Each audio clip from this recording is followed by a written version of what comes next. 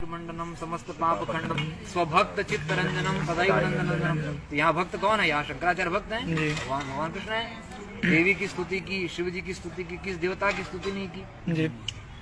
और मोक्ष को भी भगवान कृष्ण की भक्ति के आगे शंकराचार्य ने नगण्य कह दिया। प्रबोध सुधाकर ग्रंथ पढ़िए, जो शंकराचार्य को मानते हैं कि भगवत भक्ति, कुछ लोग कह देते हैं शंकर भाष्य के अनुसार अगर विचार करेंगे तो जीवन में भक्ति आ ही नहीं पाएगी। अरे शंकर भाष्य के अनुसार ही भक्ति की पराकाष्ठा होगी जी। भगवान शंकराचार्य का ग्रंथ है प्रबोध सुधाकर, उसमें शंकराचार्य जी कहते हैं काम्योपासनयार्थयन्त्यनुदिनं किंचित फलम स्वेप्सितम किंचित स्वर्ग मथापवर्गम परे योगादि यज्ञाधिभिः अस्माकं यदुनंदनांग्रयुगल ध्यानावधानार्थिनां किम योगेन किम लोकेन दमेन किम नृपतिना स्वर्गापवर्गैश्च किम। देखिए शंकराचार्य कह रहे हैं कि बहुत से लोग छोटी मोटी आराधना करते हैं योग यज्ञ आदि के माध्यम से और छोटे मोटे फल को प्राप्त करते रहते हैं, लेकिन हम लोग कौन है? तो शंकराचार्य अपना परिचय दे रहे हैं प्रबोध सुधाकर में, अस्माकम यदुनंदनांग युगल ध्यानावधानार्थिना। हम कौन है?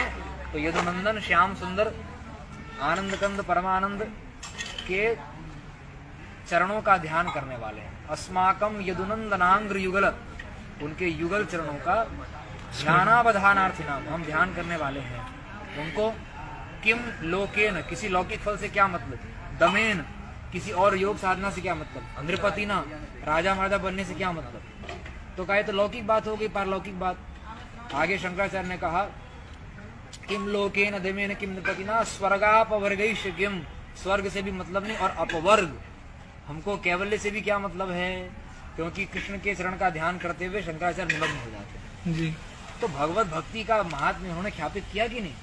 जब तक हम देह भाव में हैं तब तक भगवान की भक्ति अवश्य करना चाहिए। कोई तत्वज्ञ महापुरुष भी हो तो तत्व ज्ञान के बाद की जो भक्ति है, आजकल जो खाली मन भटक रहा है सब जगह, हम लोग भी नाम जप करते हैं, 24 जगह मन लगा हुआ है, हाथ में माला लेकर जप कर रहा है, अपने आप को जपी समझ रहा है, और किसी ज्ञानी महापुरुष पर अगर वो आक्षेप कर दे कि भाई हम तो नाम जप कर रहे हैं और ये लोग तो कुछ करते नहीं हैं, ऐसा नहीं। नाम जप का निषेध कहाँ किया? सतत भगवान का भजन करना चाहिए शंकराचार्य ने कहा, भज गोविंदम शंकराचार्य ने कहा। तो शंकराचार्य जी ने हमारे आचार्य ने कहा अद्वैतादपि सुंदरम। जो एक सामान्य व्यक्ति रामकृष्ण के नाम की माला जपने वाले, सामान्य मतलब हम भी उसमें सम्मिलित हैं, हमारे जैसे सामान्य व्यक्ति जो रामकृष्ण की माला जपते हैं, हम लोगों के जीवन में तो भक्ति है ही नहीं, लेकिन कथनचित आज जिनके जीवन में भक्ति है, आज जिनके जीवन में भक्ति है वो भक्ति और तत्वज्ञ के जीवन में जो भक्ति है उस भक्ति में बहुत अंतर है। बोध के पूर्व की भक्ति, उस भक्ति का फल होगा तत्व ज्ञान की योग्यता प्राप्त होना, ज्ञान का मार्ग होना, और ज्ञान के बाद में तत्व ज्ञान के बाद की जो भक्ति है वो भक्ति शंकराचार्य के हृदय में प्रतिष्ठित है। तो इस दृष्टि से तो फिर भक्त की तो भगवत भक्त आचार्यों में भी शिरोमणि शंकराचार्य हैं, क्योंकि बोधोत्तर जो भक्ति होती वो भक्ति शंकराचार्य के जीवन में प्रतिष्ठित है। सभी आचार्य भगवत भक्त हैं, लेकिन बोधोत्तर भक्ति शंकराचार्य के जीवन में, और हम तो यही मानते हैं कि सभी वैष्णवाचार्यों के जीवन में भी ज्ञानोत्तर भक्ति प्रकट है। अच्छी बात है, लेकिन एक सामान्य व्यक्ति सीधे अद्वैत का चिंतन नहीं कर सकता। इसीलिए युग के आधार पर भगवान ने अपने भगवत भक्तों को भेजा कि भाई सीधे सीधे इतना बड़ा सिद्धांत कोई पचा नहीं सकता, तो जाओ अद्वैत को विशिष्टाद्वैत के रूप में प्रसारित करो। तो उसमें आचार्यों ने थोड़ा खंडन मंडन किया है। वो खंडन मंडन क्या है? वो शोभा है। वो खंडन मंडन किसी को गाली देने के लिए नहीं है। तो तू मेरी भैंस क्यों दूह लिया, जैसे लड़ते हैं आपस में अहीर इत्यादि, तो ऐसी लड़ाई थोड़ी आचार्यों के बीच में। अरे वो उनके अंदर जो लड़ाई है वो कोई लड़ाई नहीं है, सभी सयाने एक मत। उसमें विदुषाम की मशोभनम, भागवत का वचन है, आचार्यों का वचन है, विदुषाम की मशोभनम। तो आप ये समझ लीजिए कि किसी आचार्य में कोई मतभेद नहीं है। समझने वाले जो अधिकचरे लोग हैं वो आचार्य के नाम पे अनावश्यक लड़ते रहते हैं, और जो महापुरुष दिव्य महापुरुष हैं उनके लिए कोई नहीं है। रामानुजाचार्य जी ने जो विशिष्टाद्वैत में कहा है वो शंकराचार्य के भाष्य में हम दिखा देते हैं। आप भगवत भक्ति के संदर्भ में रामानुजाचार्य जी ने जो समर्थन किया है वो सारा समर्थन शंकर भाष्य में पूर्व से है, कहाँ खंडन है। और एक बात और हम कहते हैं हनुमान जी ने, राम जी ने पूछा हनुमान जी से कि आपका हमारा क्या संबंध है। तो हनुमान जी ने कहा देह दृष्टियात्म दास हो, देह दृष्टि तो मैं आपका दास हूँ।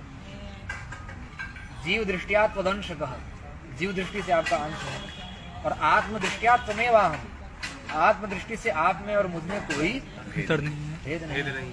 परम परम प्रेम तो तभी होगा, सबसे ज्यादा प्रेम हम अपने से करते हैं। और ये मैं नहीं बोल रहा हूँ, कोई मेरी जी पकड़ने लग जाए लो ऐसा नहीं है। हम तो सबसे ज्यादा प्रेम भगवान से करते हैं। आत्मनिरीक्षण करिए, आप अगर सबसे ज्यादा प्रेम भगवान से करते भी हैं, इस बात को मान रहे हैं, तो इसीलिए करते हैं क्योंकि भगवान हमारे आत्म स्वरूप है, केवल आत्मी नहीं है।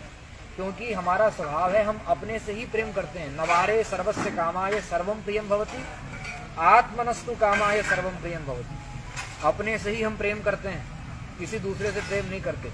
भगवान अगर कोई दूसरे हो तो भगवान का प्रेम 2 नंबर पे रह जाएगा, चाहे कोई कितना बड़ा भी प्रेम प्राप्त किया हो। अगर भगवान हमारे आत्म स्वरूप न हो तो भगवान का प्रेम 2 नंबर पे रह जाएगा, अपना स्वयं से प्रेम 1 नंबर पे रह जाएगा। लेकिन भगवत प्रेम सबसे ऊपर उठ जाता है। क्यों? और अगर मैं वैष्णव प्रस्थान में ढाल कर बोलूं तो स्वयं के प्रति जो आकर्षण है वो भी शून्य हो जाता है, भगवत आकर्षण इतना बढ़ जाता है, भगवत प्रेम इतना बढ़ जाता है। इसका मतलब क्या है?